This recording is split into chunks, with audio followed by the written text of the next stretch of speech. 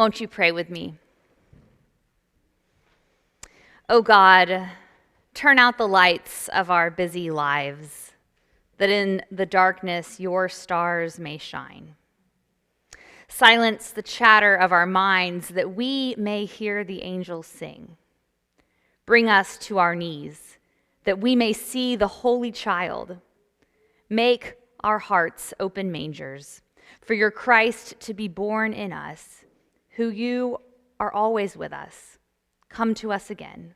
Make your word flesh in us. Amen.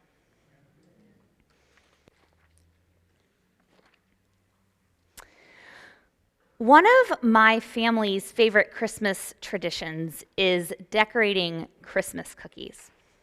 I say decorating and not baking because for us, the emphasis is really on the decorations. We buy Pillsbury sugar cookie dough from the grocery store and roll it out on a lightly floured countertop so that we can use our old metal cookie cutters to cut out stars and trees and gingerbread-shaped men and place them on a cookie sheet. While the cookies are baking, we get out the mixer and whip up a batch of my mom's famous homemade frosting, and then divide the frosting evenly into 5 or maybe 6 bowls so that we can use food coloring to make each bowl of frosting a different color: red, green, yellow, blue, and when you're the mother of a 5-year-old girl, pink and purple too, of course. By the time the cookies are cool, our kitchen is transformed into a culinary arts studio. The bowls of frosting spread out like a rainbow, and a deluge of different shapes, colors, and sizes of sprinkles ready to be rained down. Now, if I'm honest, I have 2 competing philosophies about cookie decorating.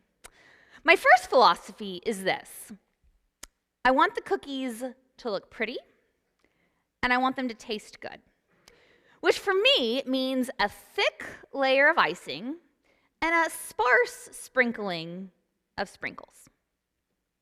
My second and directly contradictory philosophy to the first is that the whole point of baking Christmas cookies in the first place is to have fun, right? And therefore, it's best to let my daughter decorate the cookies in whatever way her heart desires. Usually, the second philosophy wins out.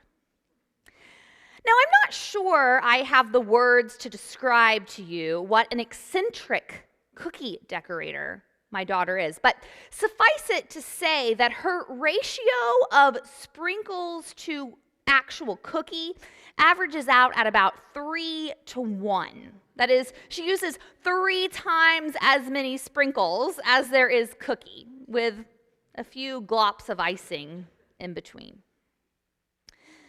And as anyone who has ever baked with a child knows, all of this creative genius leads to quite the mess. With icing in places I did not know it was possible for icing to go, and a level of stickiness on our floor that can only be described as a biohazard, and sprinkles spread into so many hidden corners of my home that I know I will still be finding them on the 4th of July. Sometime after the conclusion of the decorating, before the start of the cleanup, and in the midst of the chaos of my beloved offspring's sugar high, I do one of these. And I think to myself, Michelle, look at this mess that you have gotten yourself into. Of course, as human beings, we are generally quite good at getting ourselves into messes, aren't we? Caring for the planet isn't going spectacularly, nor is loving one another, certainly on a global scale. But it's smaller stuff too. The messy breakup, the painful divorce, the phone call from the debt collectors, the medical diagnosis that maybe could have been avoided, the split-second decision that changed everything, the addiction that keeps coming back, the things we said or did or posted on the internet that can never be taken away. Beloved, we are a messy, messed up people. Some of us are better at covering up our messes than others, certainly. But we all have them. And a lot of the time, we are on some level responsible for creating the messes that we find ourselves in. Ironically, we live in a culture that prefers to make Christmas a time when all of these messes get swept under the rug. After all, no one can see that your family is falling apart if everyone's smiling on the Christmas card photo. And no one can see that you're about to be evicted if there's a shiny wreath on your front door. No one can tell that your soul aches with loneliness if your clothes are clean and ironed. And no one feels the need to remember the overwhelming needs of others in our world once we've done our good deed for the season. But unlike our culture, Mary and Joseph knew a thing or two about getting themselves into a mess and not being able to cover it up. A pregnant teenager, a governmental decree, a difficult journey, an unexpected birth, an outdoor delivery, a vulnerable baby laid in a feeding trough for animals, visitors who looked and smelled like they'd been sleeping outside amongst the animals because they had. Of all the possible times and places and ways that God could have become flesh in our world, this is the way that God chose. It all looks rather quaint and nostalgic, ensconced in our nativity scenes. But in reality, Christmas is a rather provocative story about a God who loves us so much that he left the perfection of his throne in heaven and willingly chose to enter into human life in a time and a place and to a people marked by profound disaster and poverty and filth. He could have come in a time with indoor plumbing, without a Roman occupation. He could have been born in a palace or a birthing center. He could have been delivered into power and wealth and privilege, but no. God willingly chose shame and vulnerability and weakness. Beloved, Christmas isn't just some magical thing that happened one night long ago.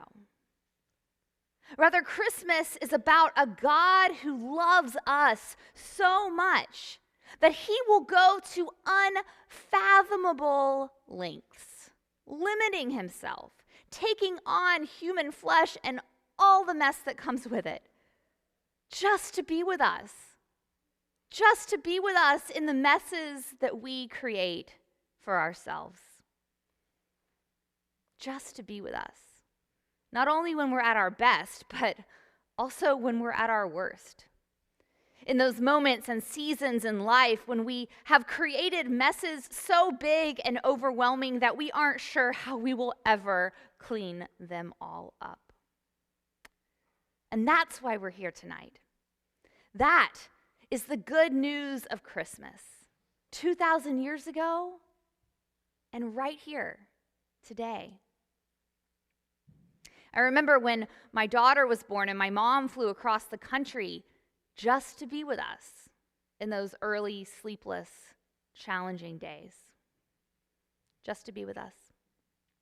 I remember when my husband and I were attempting to maintain a long-distance transatlantic engagement my senior year in college across 6 different time zones, and how John gave up a lot of sleep, staying up every night until the early morning hours just to be with me virtually through a video call at the time when I was available, when my classes got out, just to be with me. Perhaps you have someone in your life who has gone to great lengths just to be with you during a difficult time in your life. Could it be, perhaps, that in those moments that person was a sign or even an incarnation of God with you? A few years ago, before I came to Leominster, I had the privilege of being part of a church whose congregation members were largely experiencing homelessness. The church owned no property and paid no rent. We met outside in a public park, just outside of a T station in Boston, no matter the weather, because that's where our people were. That's where they lived their lives. I met some of the most remarkable people that I've ever known in that church. And I also witnessed firsthand the depravity of the human experience. Like what we smell like as human beings when we haven't showered or brushed our teeth in a month. What we'll eat when we're hungry enough. Where we'll sleep when we're tired enough. What substances we'll put into our bodies when we're cold enough. Where we will dare go to the bathroom when we're desperate enough. What others will do to us when we're vulnerable enough. It's the kind of mess that can't be easily covered up. But let me tell you, it was also in the smelliest, dirtiest, most unattractive corners of human existence that I witnessed some of the most radical grace. Like how I was so obviously scared of them, and yet they were patient with me and proved themselves to be trustworthy and good. Or how on Sunday afternoons after Bible study, they formed a ministry team to walk through the park, distributing our leftover snacks from Bible study to anyone who was hungry, when they could have just as easily pocketed the leftovers for themselves. Or how they were real-life artists, painters, and poets, actively creating beauty and order out of chaos. Perhaps they lacked the resources to hide their messiness, but neither could they cover up the presence of the living Christ dwelling amongst them and inside of them. I have to think that if Jesus was born today, God would deliver him into some place like a homeless shelter or a prison cell or an ICU unit. Because we have a God who loves us so much that he willingly comes just to be with us in our most vulnerable, painful, and lowly circumstances. Beloved, I don't know what kind of mess you might have gotten yourself into.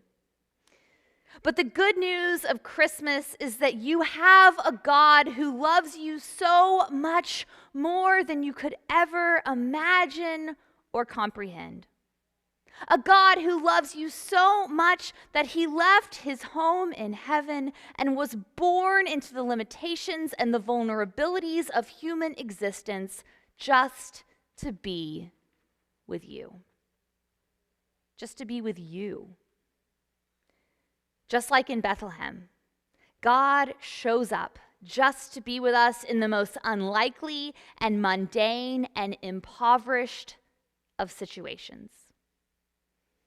So wherever you are, however your life looks on the outside and whatever your life is really like on the inside, Christmas means that God is with us. God is with you. God went to amazing lengths just to be with you. Merry Christmas.